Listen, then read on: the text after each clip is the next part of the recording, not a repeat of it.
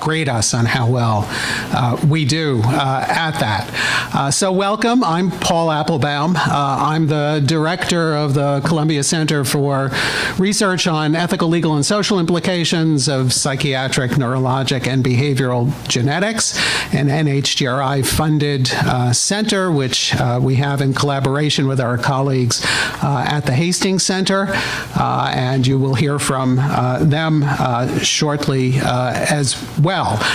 Each year, over the 8 years that we have been in existence so far, we have sponsored an annual conference on a variety of topics related to the focus of our work, and this year is a special year for us. Our 5-year center grant is coming to an end. Our renewal will be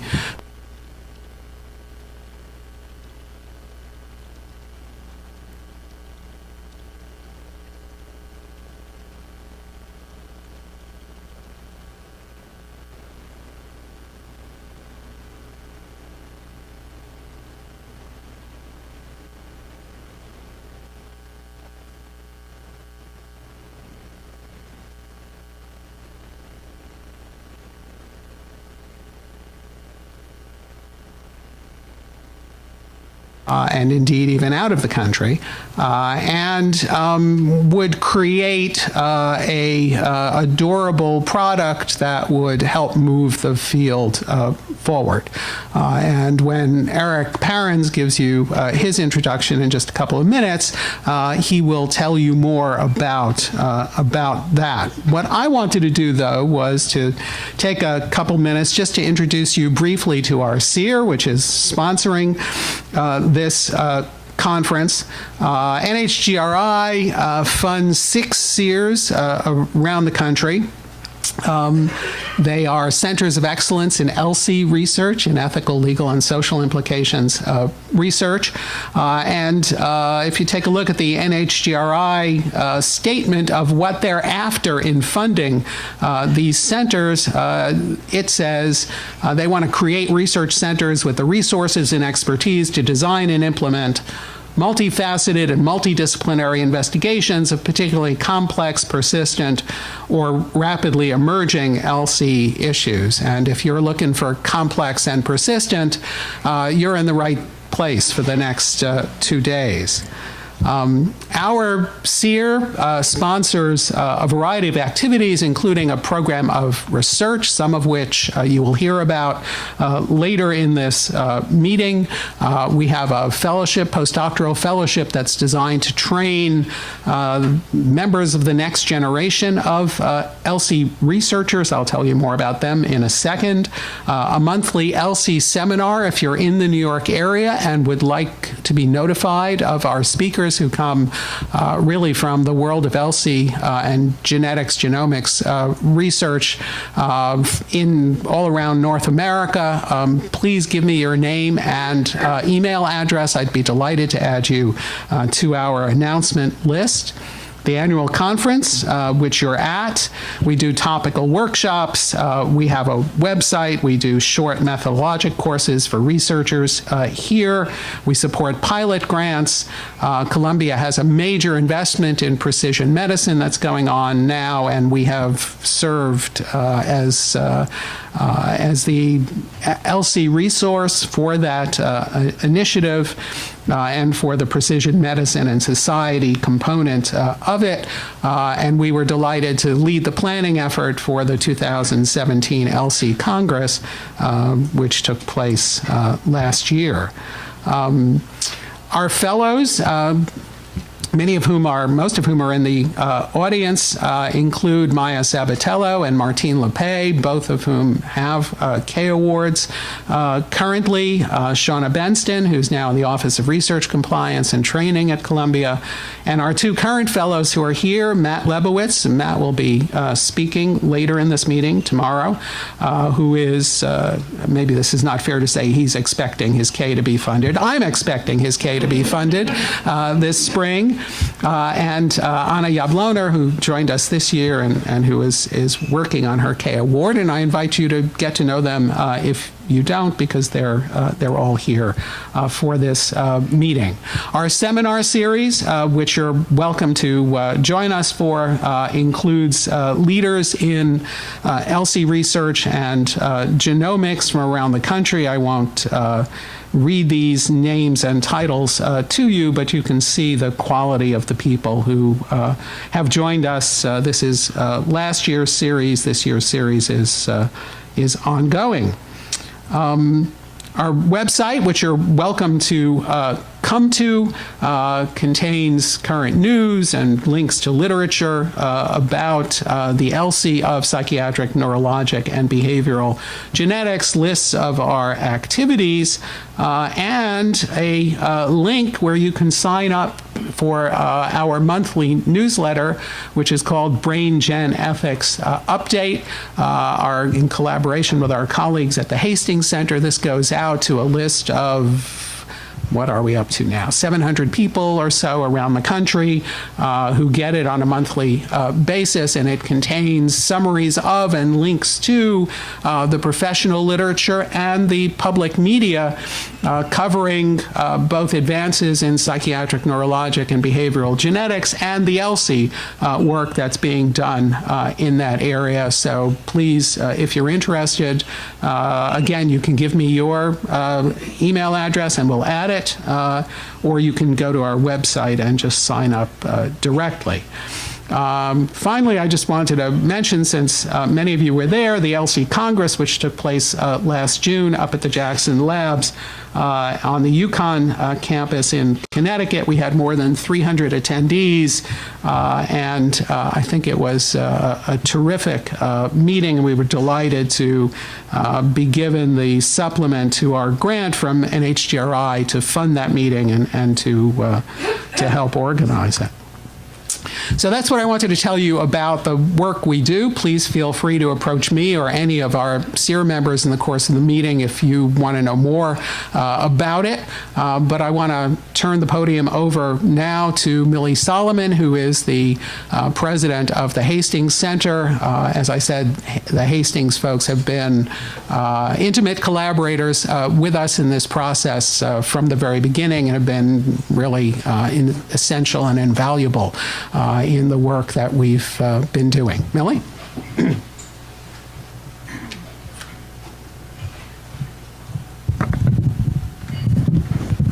Good morning, everybody. It's a pleasure to be here.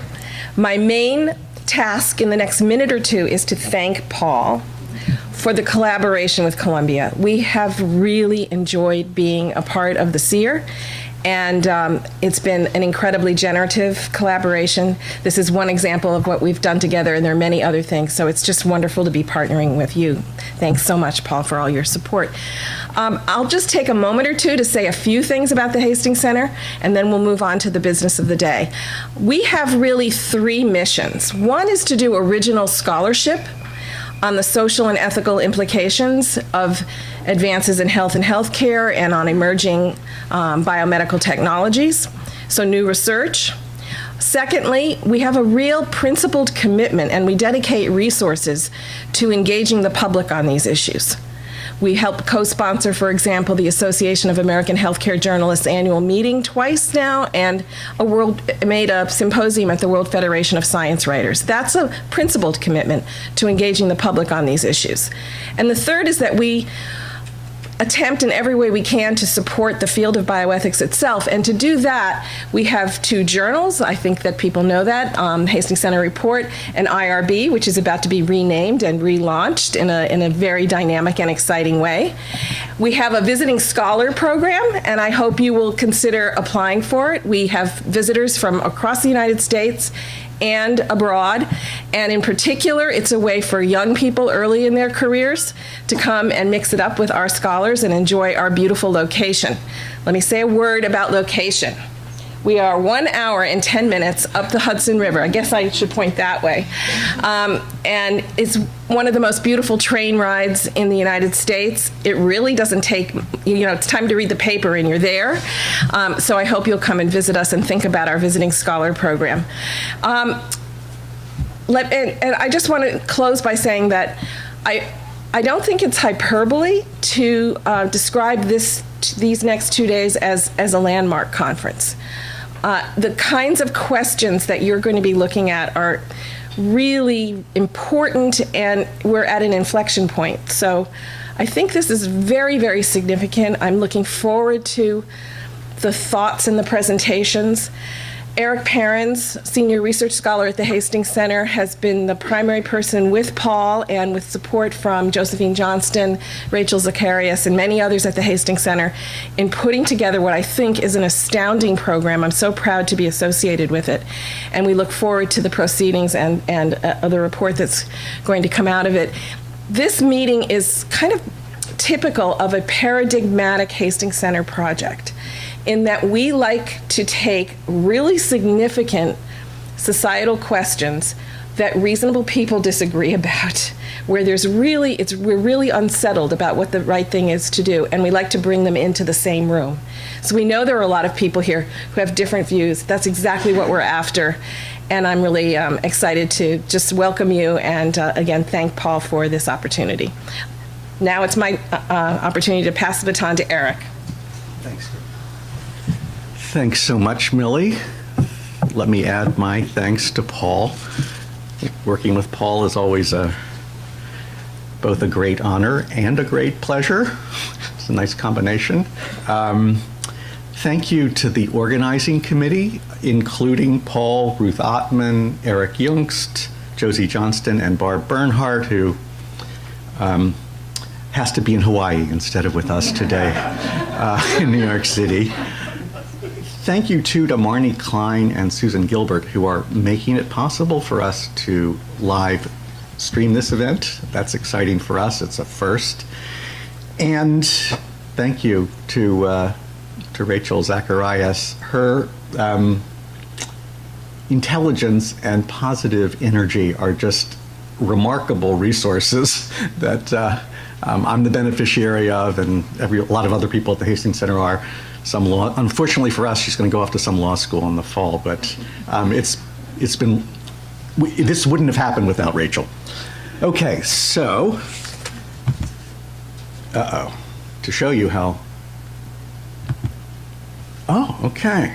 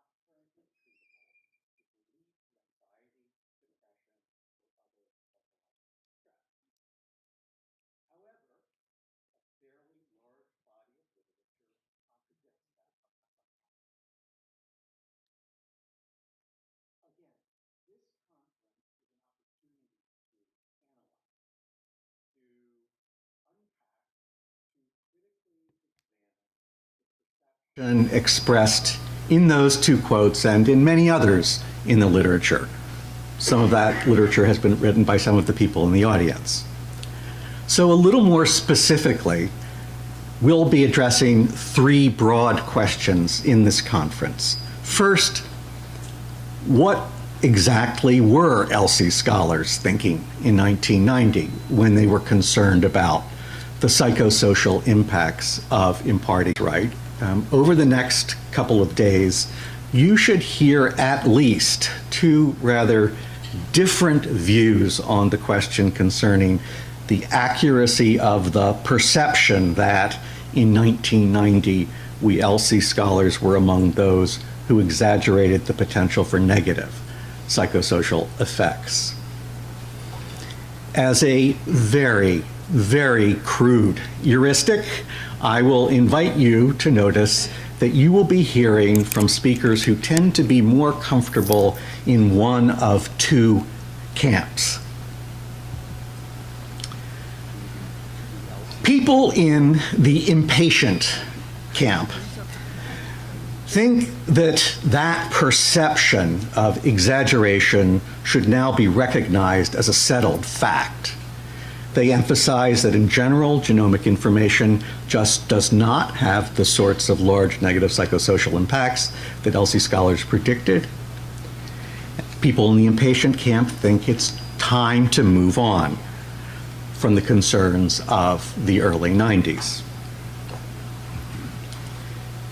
People in the cautious camp think it's much too soon to move on. They emphasize that, in fact, there is evidence of negative impacts, and that at least sometimes when there have been failures to find such evidence, it's because we aren't yet conceiving of those impacts in sufficiently nuanced ways, and/or we aren't yet using the right methods to detect those impacts. In support of their view, people in the impatient camp can point to an analogous mistake that ELSI scholars and geneticists were making in the early 1990s. That is, much as geneticists had adopted a too simplistic conception of how biological processes actually work, ELSI scholars adopted a too simplistic conception of how psychological processes worked. Specifically, ELSI scholars adopted a way too simplistic conception of how the receipt of genomic information perturbs the psychological functioning of individuals. Or so this argument might go. Today, we know that in 1990, geneticists were overestimating the effect size of single genes. And we need to remember the historical context. In 1989, just a year before the official start of the Human Genome Project, Francis Collins, to take one very notable example, co-discovered the gene for cystic fibrosis.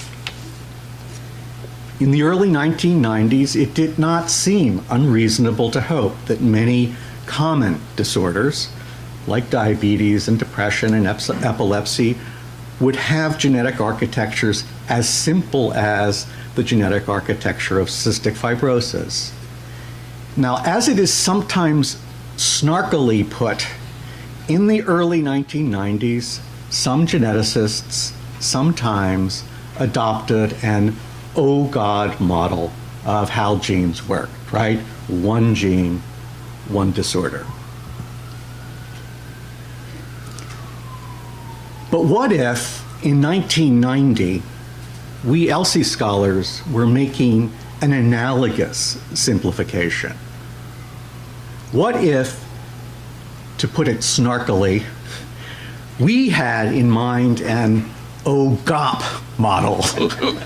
I can't help but look at Eric Youngst when I say something like that. That's so classic Youngst. I read it as OGOP.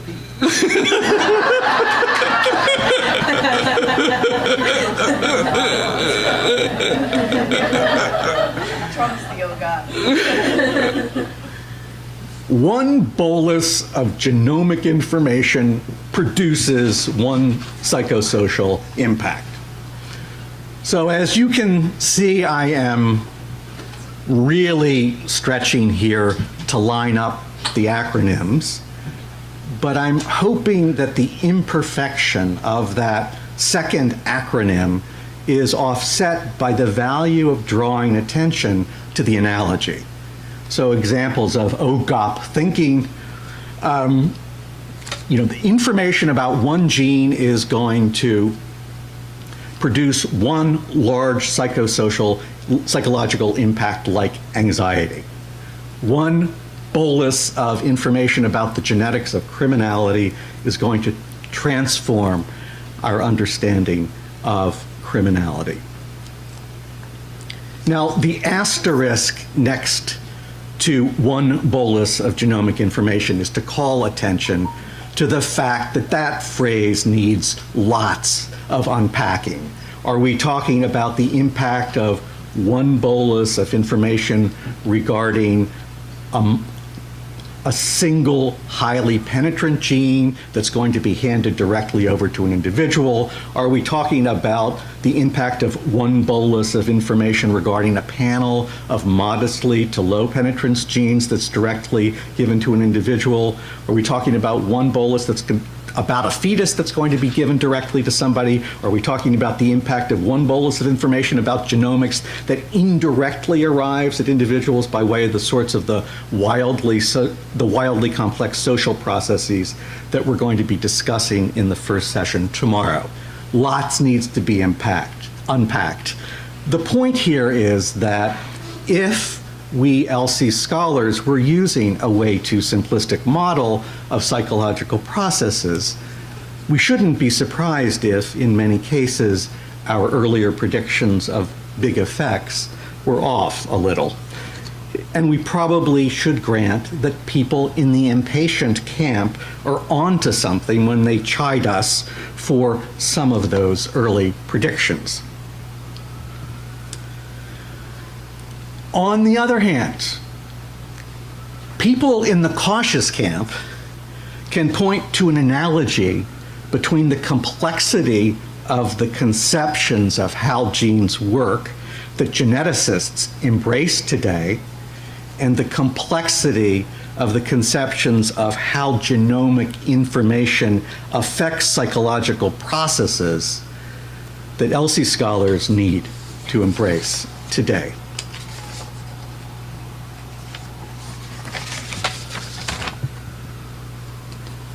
After all, as everyone in this room knows well, geneticists long ago abandoned the OGOD model. Rather, today, geneticists take it for granted that single genes usually have small effect sizes and that the effects that they do have are highly context dependent. But it just does not follow from the fact that single genes usually have small, highly context-dependent effects, that the effects of genes are unimportant. The discovery of that complexity surely hasn't kept geneticists from continuing to try to use genetics to contribute to understanding health and disease. Rather, the discovery of that complexity has made geneticists adjust. They're adjusting their models of how genes work, they're adjusting their methods for studying the effects of genes, and frankly, many are adjusting their expectations of the population-level health benefits that genomics can yield. Why should anyone be surprised if boluses of genomic information usually have small, highly context-dependent psychosocial effects? It surely would not follow from the fact that those effects are often small that they are unimportant. Maybe a deeper acceptance of the complexity of the psychological systems that we are can help us ELSI scholars adjust our models of how genomic information produces psychosocial effects. Maybe it can help us adjust our methods of studying those effects, and maybe it can help us adjust our expectations regarding the size of those effects.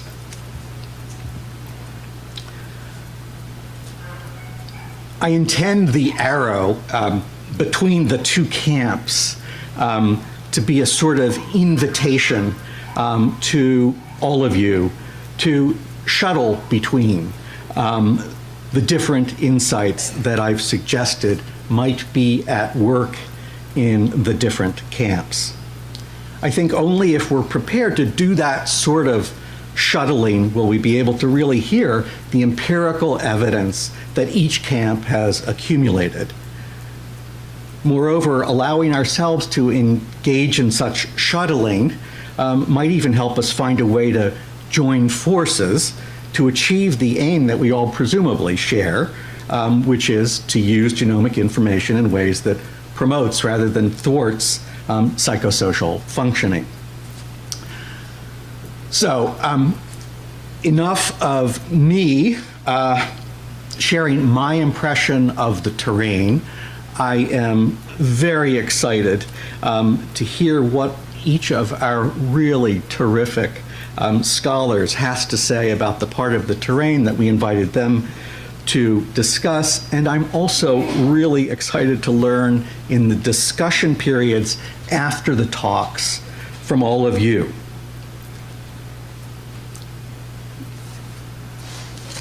With that, let us get started. Erik? Maya.